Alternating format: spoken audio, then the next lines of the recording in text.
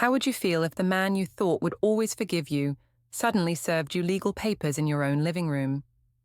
What if, after months of telling yourself it was harmless, you realized your games had cost you everything?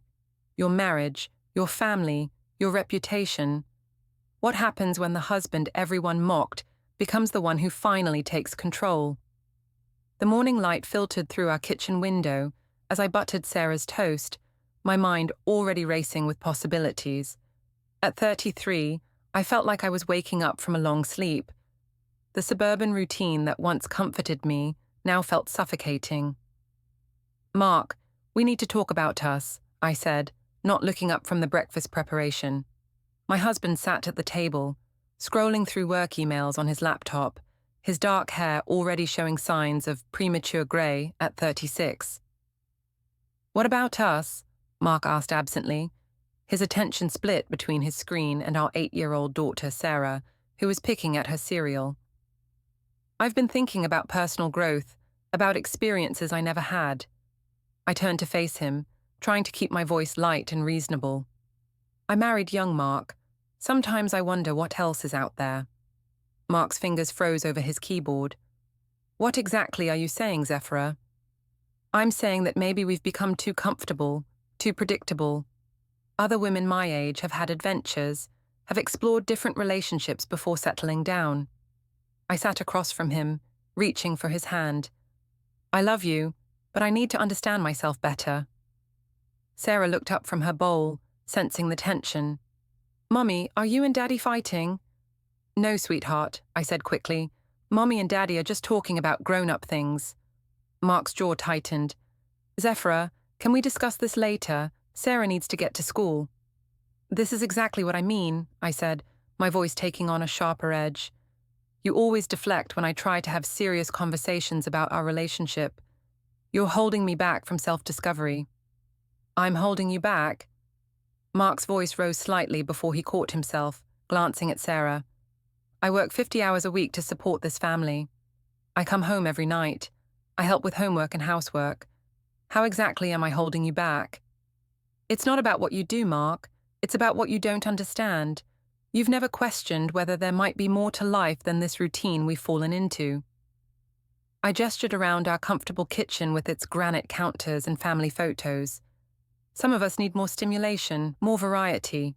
Mark closed his laptop with a sharp click. "Sarah, go brush your teeth. We're leaving in 5 minutes." After our daughter disappeared upstairs, Mark turned back to me. "What kind of variety are we talking about here, Zephyra?" "I don't know yet. That's the point. Maybe I need to meet new people, have new experiences. Other women have told me that exploring different connections helped them understand themselves better." "Other women? Who are you talking to about this?" "My sister Julia. Some friends from work. They think it's healthy for couples to have some independence, some space to grow individually." Mark stared at me for a long moment. "Are you asking for a separation?" "No, nothing like that.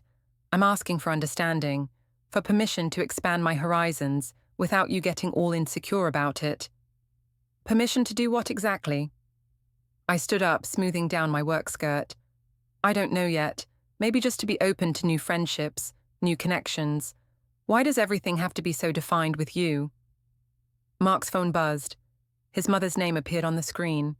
He declined the call, but I caught the worried expression that crossed his face. "Your mother's been calling a lot lately," I observed. "She's concerned about us. She overheard part of our conversation last week when she was babysitting Sarah." "Of course she did. Nancy always has her nose in our business." I grabbed my purse from the counter. "This is what I mean about feeling trapped, Mark. Everyone watching, everyone judging, everyone expecting me to be the perfect suburban wife forever." "Zephyra, I just want to understand what's changed. 6 months ago, we were happy. We were talking about maybe having another baby. 6 months ago, I was sleepwalking through my life. Now I'm awake and I want to live authentically." Sarah bounded back into the kitchen, backpack in hand. "Ready, Daddy?" Mark kissed the top of her head. "Ready, Princess." As they headed toward the garage, Mark paused at the doorway. "We're not done talking about this." "I know," I said, but I was already thinking about my day ahead, about the possibilities that awaited me outside these walls. That evening, after Sarah was in bed, Mark found me in our bedroom scrolling through my phone. "Who are you texting?" he asked, sitting on the edge of the bed. "Just Julia.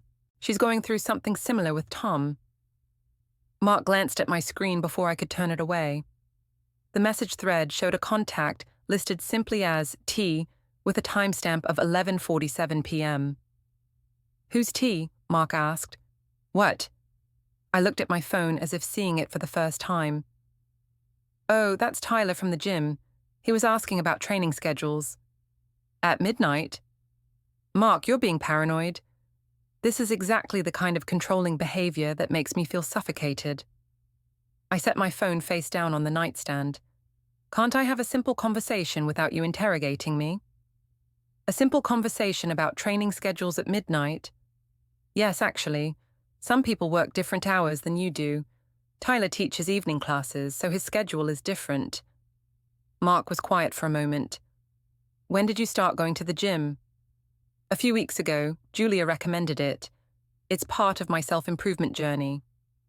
"You never mentioned it." "I shouldn't have to report every detail of my day to you, Mark. That's not healthy in a marriage." He lay down beside me, staring at the ceiling. "I feel like I don't know you anymore." "Maybe you never really knew me. Maybe I never really knew myself until now." My phone buzzed with another message. Mark's eyes flicked toward the sound, but I made no move to check it. "Aren't you going to see who that is?" "It can wait," I said, but my fingers itched to reach for the device. The world won't end if I don't respond to every message immediately. But as Mark drifted off to sleep beside me, I lay awake thinking about Tyler's last message, about the way he looked at me during our training sessions, about the excitement I felt when my phone lit up with his name. For the first time in years, I felt truly alive.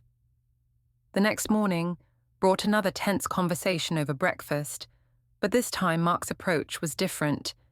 He was quieter, more observant, asking fewer questions, but paying closer attention to my answers. "I've been thinking about what you said," he told me as he poured coffee into his travel mug. "About needing space to grow." "And?" I prompted, surprised by his calmer tone. "Maybe you're right. Maybe we have gotten too comfortable." I studied his face, looking for signs of sarcasm or anger, but found neither. "Really? Really, I want you to be happy, Zephyra. I want us both to be happy." Something in his voice made me uneasy, but I pushed the feeling aside. "Thank you for understanding. I do have one request, though." "What's that?" "Just be honest with me. If you're exploring new friendships or connections, I'd rather know about it than wonder." "Of course," I said quickly, "honesty is important in a marriage." But as I kissed him goodbye and watched him drive away with Sarah, I was already composing my reply to Tyler's message from the night before. Mark wanted honesty, but some truths were too complicated to share. Some discoveries were meant to be private, at least until I understood them better myself. After all, what Mark didn't know couldn't hurt him. 3 weeks later, I sat in our favorite cafe with Julia and 2 other friends, feeling more confident than I had in months. My sister looked radiant as always, her blonde hair perfectly styled, her designer handbag casually placed on the table like a statement piece. "So tell us about this personal renaissance you're having," said Michelle, one of my co-workers, stirring sugar into her latte. "Julia says you're finally breaking out of your shell." "It's not about breaking out," I corrected, enjoying the attention. "It's about expanding." I realized I'd been limiting myself, staying in this narrow lane of wife and mother, without exploring other aspects of my identity. "Good for you," said Rebecca, another friend from our neighborhood book club. "Too many women lose themselves in marriage." Julia nodded approvingly. "I've been telling Zephyra for years that she needed to live a little. Marriage doesn't mean you stop growing as a person." "Exactly," I said, feeling validated. "I've started working out with a personal trainer, meeting new people, having conversations that actually stimulate my mind." "A personal trainer?" Michelle raised an eyebrow. "Anyone interesting?"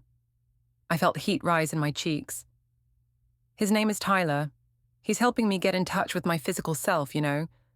I'd forgotten what it felt like to feel strong and attractive. And how does Mark feel about this personal trainer? Rebecca asked.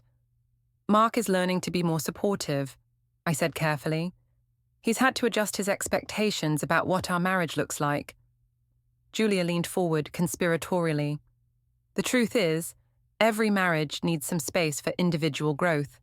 Tom and I have been exploring that too. Really? Michelle looked intrigued. Nothing dramatic, Julia said with a wave of her hand, just acknowledging that we're both complex people with needs that extend beyond our relationship with each other. I nodded enthusiastically. That's exactly it. Why should I limit myself to one person's idea of who I should be? Because you're married, Rebecca suggested, but her tone was more curious than judgmental. Marriage is a partnership, not ownership, I replied. I'm not Mark's property. I'm a 33-year-old woman with my own desires and curiosities. My phone buzzed with a text message. I glanced down and saw Tyler's name on the screen. Looking forward to our session tonight. Wear something that moves well. I smiled and quickly typed back. Always do. Is that him? Julia asked, noticing my expression. Just confirming our appointment, I said, but I didn't put the phone away immediately. He texts you directly. Michelle seemed impressed. Most trainers just use the gym's booking system. Tyler's more personal in his approach. He really cares about his client's progress. Another message appeared. You've been on my mind today. This time I did put the phone away, but not before Julia caught a glimpse of the screen. She gave me a knowing look but said nothing. The important thing, I continued, is that I'm finally being honest about what I need. For too long, I pretended that being a suburban wife and mother was enough. But I'm more than that. Of course you are, Rebecca agreed. We all are. Some people just aren't brave enough to admit it, Julia added. They stay trapped in their comfortable little boxes, never questioning whether there might be more to life. I was about to respond when I saw Mark's car pull into the cafe's parking lot. Oh, that's Mark. He's picking me up. I thought you drove here, Michelle said. I did, but my car's making a weird noise. Mark offered to drive me home and take a look at it. Through the window, I watched my husband get out of his sedan, looking tired after a long day at work. His IT project manager job required long hours, and it showed in the way he carried himself. As Mark entered the cafe, I waved him over to our table. Hey, honey, we were just finishing up. No rush, Mark said politely, nodding to the other women. Hi, Julia. Ladies. Mark, Julia stood to give him a quick hug. We were just talking about how great Zephyra's been looking lately. All that working out is really paying off. She does look great, Mark agreed, but I caught something guarded in his expression. I was telling them about Tyler, my trainer, I said, watching Mark's reaction. How he's been helping me discover my physical potential. Tyler sounds amazing, Michelle said. Zephyra was just saying how much he cares about his clients. Very personal attention, Rebecca added. Mark's jaw tightened almost imperceptibly. That's nice. Oh, Mark, Julia said with a laugh. Don't look so worried. Zephyra's just exploring her options, figuring out what makes her happy. Every woman should have that freedom. Her options? Mark repeated. I felt a thrill of power seeing him uncomfortable in front of my friends. Julia means my options for personal growth, for becoming the best version of myself. Right, Julia said, pulling out her phone. In fact, let me get a picture of all of us. Zephyra, you look so confident and radiant today. She positioned us around the table, with me in the center, and snapped several photos. Perfect, I'm posting this right now. As she typed on her phone, I saw Mark's expression grow more tense. What are you writing? I asked. Just something about letting women live their best lives, Julia said without looking up. About not being afraid to explore who you really are. My phone buzzed again. Another message from Tyler. Can't wait to see you tonight. I have some new techniques I want to try with you. I couldn't help but smile as I read it, and I noticed Mark's eyes tracking my expression. Everything okay? He asked. Just Tyler confirming our session. He's very dedicated to helping me reach my goals. Michelle and Rebecca exchanged glances, and I realized how my words might sound. But instead of feeling embarrassed, I felt empowered. Let them wonder. Let Mark wonder.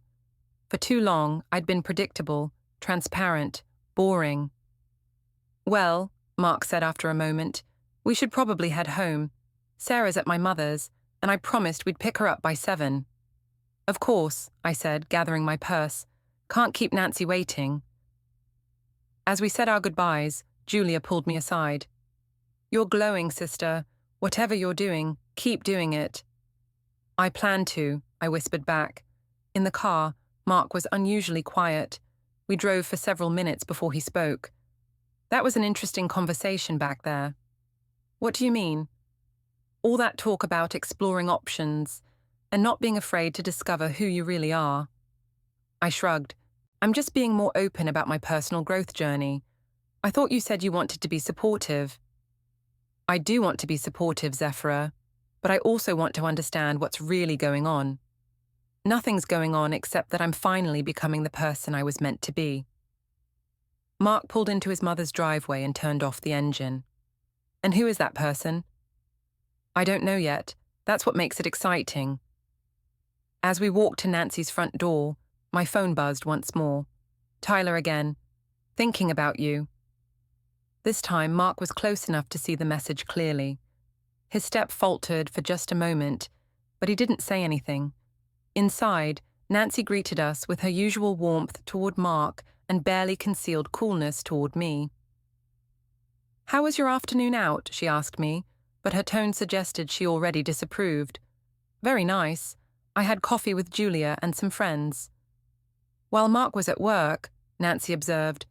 Nancy, Mark said quietly, it's fine. Of course it is, dear. I'm sure Zephyra's new interests are perfectly innocent. The way she said interests made it clear she'd heard more than I'd realized about my recent changes. Sarah ran into the room, backpack in hand. Mommy, Daddy, Grandma Nancy made cookies. That's wonderful, sweetheart, I said, kneeling to hug her. Did you have fun? Yes, but Grandma Nancy seemed worried about something. She kept checking her phone and looking sad. I glanced at Nancy, who was watching me with sharp eyes. Everything's fine, Sarah. Sometimes grown-ups just have things on their minds. As we drove home, Sarah chattered about her day, but I could feel Mark's tension radiating from the driver's seat. My phone remained mercifully quiet, but I found myself checking it repeatedly anyway. Mummy, Sarah said from the back seat, are you and Daddy okay? You both seem different lately. We're fine, baby, I said quickly. Sometimes adults go through changes, but it doesn't mean anything bad. What kind of changes? Mark and I exchanged glances. Just growing and learning new things, I said. Like how you're always learning and changing at school. Oh, okay. But I could see in the rearview mirror that Sarah didn't look entirely convinced. Her 8-year-old instincts were picking up on the undercurrents that even Mark didn't fully understand yet. That night, as I prepared for my training session with Tyler, I felt a familiar excitement building. Mark was in his home office, working late as usual, and Sarah was absorbed in her tablet. I'm heading to the gym, I called out. Okay, Mark replied, but I heard his chair creak as if he'd turned to look at me. I'd chosen my outfit carefully, fitted leggings, and a sports bra that showed off the results of my recent training. As I grabbed my gym bag, I caught my reflection in the hallway mirror and felt a surge of confidence. For the first time in years, I looked like a woman who had options. The gym was nearly empty when I arrived for my 8 p.m. session with Tyler. The evening crowd had mostly dispersed, leaving just a few dedicated fitness enthusiasts scattered among the equipment. Tyler was waiting for me in the personal training area, his muscular frame outlined by a fitted tank top. There she is, he said with that smile that always made my stomach flutter. At 29, Tyler had the kind of confidence that came from knowing exactly how attractive he was. Ready to push some boundaries tonight? Always, I replied. setting down my bag and trying to ignore how my pulse quickened when he looked at me like that. Good. I've been thinking about your form on those deadlifts. We need to work on your hip hinge. He moved behind me, his hands settling on my hips to guide my movement. Feel that? The way your body naturally wants to move. His touch sent electricity through me, and I wondered if he could sense my reaction. I think so. Let's try it with some weight now. I'll spot you. For the next hour, Tyler put me through an intense workout that had as much to do with the way he touched me, guided me, praised me, as it did with actual fitness. Every adjustment of my form involved his hands on my body. Every successful rep earned me a "that's my girl" or "beautiful form, Zephyra." You're getting so much stronger, he said as we finished the session. I can see the change in your whole attitude, not just your body. I feel different, I admitted, toweling off the sweat. More alive. That's what happens when you stop limiting yourself. Tyler moved closer, close enough that I could smell his cologne mixed with the clean scent of his sweat. When you start exploring what you're really capable of... Tyler, I started, but I wasn't sure what I wanted to say. What is it? Nothing. I should probably head home. Should you? His voice was low, intimate. Or should you do what you actually want to do? My phone buzzed with a text from Mark. How's the workout going? Sarah's asking when you'll be home. The message broke the spell, reminding me of the life waiting for me outside this gym. I really do need to go. Of course, Tyler said, but he didn't step back. Same time Thursday? Yes. Good. I have some new techniques I want to try with you. The drive home gave me time to compose myself, to shift back into wife and mother mode. But I couldn't stop thinking about the way Tyler looked at me, the way he made me feel powerful and desirable. Mark was in the living room when I got home, laptop open, but his attention clearly elsewhere. How was your workout? He asked without looking up from his screen. Great, really challenging. I sat down beside him, still glowing from Tyler's attention. Tyler says I'm making excellent progress. Tyler says a lot of things, apparently. There was something in Mark's tone that made me look at him more closely. What's that supposed to mean? Nothing. I'm just noting how often his name comes up in conversation. He's my trainer, Mark. Of course his name comes up when I talk about working out. Mark closed his laptop and turned to face me. Zephyra, can I ask you something directly? Of course. Are you having an affair? The question hung in the air between us like a challenge. I felt my face flush, but I forced myself to meet his eyes. How can you even ask me that? That's not an answer. It's the only answer you're going to get to such an insulting question. I stood up, putting distance between us. I can't believe you would accuse me of something like that. I'm not accusing you of anything. I'm asking a direct question and hoping for a direct answer. The answer is that I'm disappointed in you for even thinking such a thing. I told you I was working on personal growth, and instead of supporting me, you're creating these paranoid fantasies. Paranoid fantasies? Yes. You're so insecure that you can't handle me having a life outside of this house. You can't stand that I'm finally becoming confident and independent. Mark was quiet for a long moment. You're right, I am insecure. I'm insecure because my wife is suddenly staying out late, getting mysterious text messages, and talking about exploring her options. Those aren't mysterious text messages. They're communications with my trainer about my fitness goals. At midnight. His schedule is different from yours, Mark. Not everyone works a traditional 9-to-5 job. And what about Julia's post today? The one about letting women live their best lives and not being afraid to explore who they really are. I felt a flicker of annoyance. What about it? It has a picture of you looking very pleased with yourself, and the caption makes it sound like you're encouraging other women to step outside their marriages. You're reading way too much into a social media post. Am I? Because 3 people from work sent me the link today, asking if everything was okay at home. This was news to me, and not welcome news. People need to mind their own business. People are concerned, Zephyra.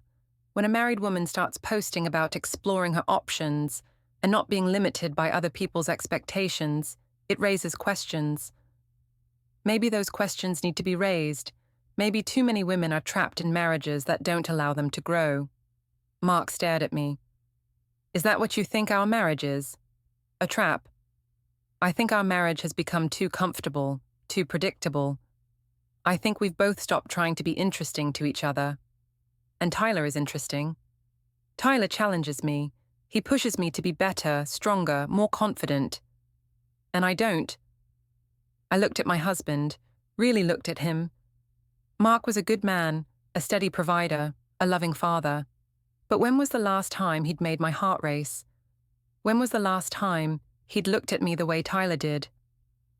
You love me, I said finally. But you love the version of me that you're comfortable with. You don't love the version of me that wants more. What more do you want, Zephyra? I don't know yet. That's what I'm trying to figure out. Mark rubbed his face with both hands. I feel like I'm losing you. You're not losing me. You're just having to share me. Share you?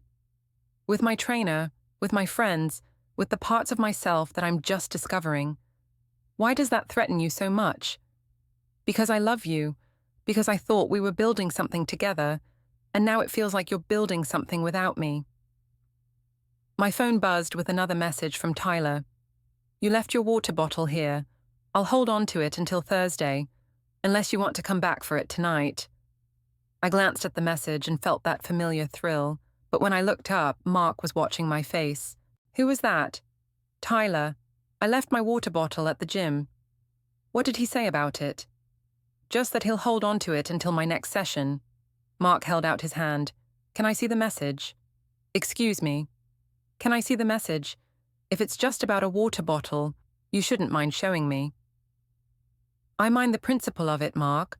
I mind that you don't trust me enough to take my word for what someone texted me. Trust is earned, Zephyra, and lately, I feel like you've been asking me to trust you while giving me reasons not to. I clutched my phone tighter. I'm going to bed. We're not finished talking about this. Yes, we are. I'm not going to stand here and be interrogated like a criminal because I'm finally living my life. As I headed upstairs, I heard Mark sigh heavily behind me. In our bedroom, I quickly deleted Tyler's message thread, then felt guilty about it. But what Mark didn't know wouldn't hurt him, and some conversations were too private to share. The next morning brought an uncomfortable breakfast, where Sarah asked why Daddy looked sad and Mommy looked angry. Sometimes grown-ups have disagreements, I told her, but we still love each other and we still love you. Are you getting divorced like Emma's parents? Mark and I exchanged glances across the table. No, sweetheart, Mark said. Mommy and Daddy are just working through some things. What kind of things? Boring adult things, I said quickly. Nothing for you to worry about. But Sarah continued to look worried, and I noticed she was picking at her breakfast instead of eating. After Mark left for work, I called in sick to my administrative assistant job. I needed time to think, to process what had happened the night before. Instead of going to work, I drove to the gym, telling myself I just wanted to retrieve my water bottle. Tyler was training another client when I arrived, but he spotted me immediately and flashed that devastating smile. Couldn't stay away, he called out. Just getting my water bottle, I replied, but I made no move to leave after I found it. When Tyler finished with his client, he approached me with that predatory confidence that made my knees weak. You look stressed, he observed. Just some stuff at home. Want to talk about it? I've got a break between clients. We sat in the gym's small cafe area, and I found myself pouring out my frustrations about Mark's suspicions, his lack of trust, his inability to understand my need for growth. Sounds like he's intimidated, Tyler said, leaning back in his chair. Some men can't handle it when their women start becoming more confident and independent. That's exactly what I told him. The question is, what are you going to do about it? What do you mean? Tyler leaned forward, his voice dropping to that intimate tone that always made me feel like the only woman in the world. Are you going to let his insecurity hold you back from becoming who you're meant to be? I don't want to hurt him, but you also don't want to hurt yourself by staying small to make him comfortable. I stared into Tyler's dark eyes, feeling the pull of his logic, his understanding, his desire. You're right, I whispered. I know I am. Tyler reached across the table and covered my hand with his. The question is, are you brave enough to act on it? His touch sent fire through my veins. This was the moment, I realized. The moment where I either stepped back into my safe, predictable life or stepped forward into something unknown and exciting. Yes, I said. I'm brave enough. Tyler smiled, and I knew there was no going back. That evening, I came home later than usual, claiming I'd stopped by Julia's after work. Mark was helping Sarah with her homework at the kitchen table, and the domestic scene felt strange and distant, like I was watching it through glass. How was work? Mark asked without looking up. Fine, busy. Julia called here looking for you around 3. She said she tried your cell, but you didn't answer. My stomach dropped. I'd forgotten to coordinate my story with Julia, and I'd had my phone on silent during my extended session with Tyler. I was in meetings, I said quickly. You know how it is. Actually, I don't. Your job doesn't usually involve meetings. Sarah looked up from her math worksheet. What's a meeting? It's when grown-ups get together to talk about work stuff, I explained, grateful for the distraction. That sounds boring, Sarah said. It is, Mark agreed, but his eyes were still on me. Very boring. Later that night, as Mark worked in his home office, I stood in our bedroom looking at myself in the full-length mirror. My body was changing from the training, becoming stronger and more toned. But more than that, my whole presence was different. I carried myself with more confidence, more awareness of my own power. My phone buzzed with a message from Tyler. Today was incredible. You're incredible. I smiled and typed back. I feel like a different person. You're becoming the person you were always meant to be, came his reply. I can't wait to see what happens next. Neither could I. But as I lay in bed that night, listening to Mark's steady breathing beside me, I felt the first stirrings of something that might have been guilt, or maybe it was just the excitement of crossing a line I could never uncross. Either way, there was no going back now. 2 weeks later, I sat in the passenger seat of Tyler's car, outside a hotel 20 minutes from our neighborhood, my hands shaking as I stared at the building in front of us.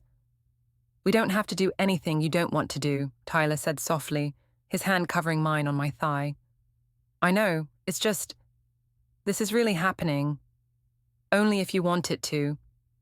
I looked at him, this beautiful man who saw me as desirable and exciting, who made me feel alive in ways I'd forgotten were possible. I want it. Then let's go. The next 2 hours passed in a blur of passion and discovery. Tyler was attentive and skilled, making me feel like the most beautiful woman in the world. Afterward, as we lay tangled in the hotel sheets, I felt transformed. How do you feel? Tyler asked, tracing patterns on my bare shoulder. Different, powerful, like I finally know who I really am. Good. That's how you should feel. I should probably get home soon. Should you, or do you want to stay here a little longer? I glanced at the clock on the nightstand. It was already past 7, and I'd told Mark I'd be home by 6. I really should go. Okay, but Zephyra? Yes? This doesn't have to be a one-time thing. If you want to explore this further, I'm interested. My heart raced. Are you asking me to have an affair with you? I'm asking you to be honest about what you want and not let other people's expectations limit you. On the drive home, I crafted my story. I'd had car trouble and had to wait for roadside assistance. It was plausible, and Mark would have no reason to doubt it. But when I walked into our house, I found Mark sitting at the kitchen table with his laptop open and a serious expression on his face. How was your day? I asked, trying to sound casual as I set down my purse. Interesting, Mark replied without looking up from his screen. How was yours? Fine, Sorry I'm late. My car started making that weird noise again, and I had to pull over and call for help. Which road? The question caught me off guard. What? Which road did you break down on? I can call my mechanic and have him take a look at the car. Oh, it was on Maple Street, near the shopping center. But the roadside guy said it was probably just a loose belt. It seems to be running fine now. Mark nodded slowly. That's good. Where's Sarah? At my mother's. She's spending the night. Something in Mark's tone made me nervous. Why? Because I thought we needed to have an uninterrupted conversation. Mark closed his laptop and looked at me directly. Zephyra, I know you're lying to me. My blood went cold. What? I know you weren't broken down on Maple Street. I know you weren't at work all day. And I know Tyler isn't just your trainer. Mark, I don't know what you think you know, but I hired a private investigator. The words hit me like a physical blow. You what? 3 days ago, I hired a private investigator to follow you. I have photos of you going into the Marriott Hotel with Tyler Graves at 4:30 this afternoon. I have photos of you leaving the same hotel 2 hours later. I sank into a chair, my legs suddenly unable to support me. Mark, I also have copies of your text messages, which my investigator was able to obtain through legal means. Would you like me to read some of them? How dare you spy on me? How dare I? Mark's voice rose for the first time. How dare you cheat on me? How dare you lie to my face for weeks? How dare you make me feel crazy for suspecting what you were actually doing? It's not what you think. It's exactly what I think, Zephyra. You're having an affair. You've been lying to me, to Sarah, to everyone who cares about you. I felt cornered, desperate. You don't understand. This isn't about not loving you. Then what is it about? It's about me finally understanding who I am, what I need. Tyler makes me feel things I haven't felt in years. So you decided to cheat instead of talking to me about it? I tried to talk to you. I told you I needed to explore, to grow, to have new experiences. But you couldn't handle it. I couldn't handle you wanting to sleep with other men. You're right, I couldn't. This is exactly what I mean. You're so possessive, so controlling. You can't stand the idea that I might have needs you can't meet. Mark stared at me in disbelief. Are you actually trying to make this my fault? I'm trying to make you understand that this isn't about you. It's about me becoming the person I was meant to be. The person you were meant to be is an adulterer. The person I was meant to be is free to make my own choices about my body and my life.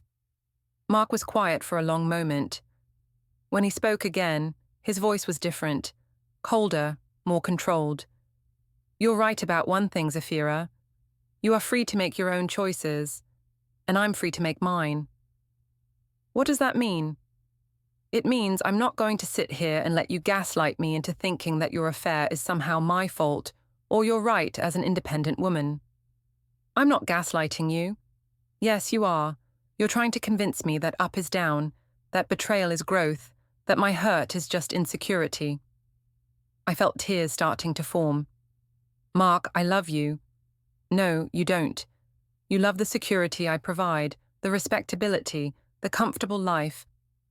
But you don't love me enough to be faithful to me. That's not true. Then end it, right now. Call Tyler and tell him it's over. I opened my mouth to agree, but the words wouldn't come. The thought of giving up Tyler, of going back to my old life, felt impossible. Mark saw my hesitation. That's what I thought. It's not that simple. It is that simple, Zephyra. Either you want to be married to me or you don't. Either you're committed to our family or you're not. I want both. Well, you can't have both. That's not how marriage works. I wiped my eyes, trying to think of something to say that would make him understand. Mark, what if we could find a way to make this work? What if we could be more open, more modern in our approach to marriage? You mean, what if I agreed to let you keep sleeping with Tyler? I mean, what if we both acknowledged that marriage doesn't have to mean limiting ourselves to one person forever? Mark stood up from the table. I'm sleeping in the guest room tonight. Tomorrow, I'm calling a lawyer. Mark, please. I'm done being the villain for expecting faithfulness, Mark said. Done listening to you justify betrayal as personal growth. What about Sarah? You should have thought about her before blowing up our family. You're threatening divorce. I'm not threatening. I'm telling you what's happening. You made your choice. Now I'm making mine. That night, Tyler texted, "How did it go?" He knows. Whatever you decide, I'm here for you. But I wondered if he understood what was at stake.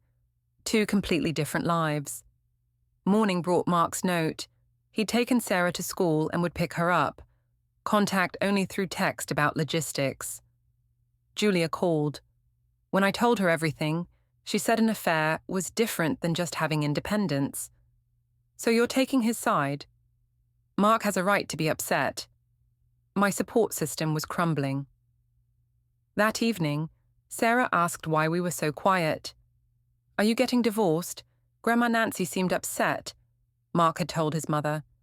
Later, I confronted him. You had no right. She's been watching our daughter while you had your affair.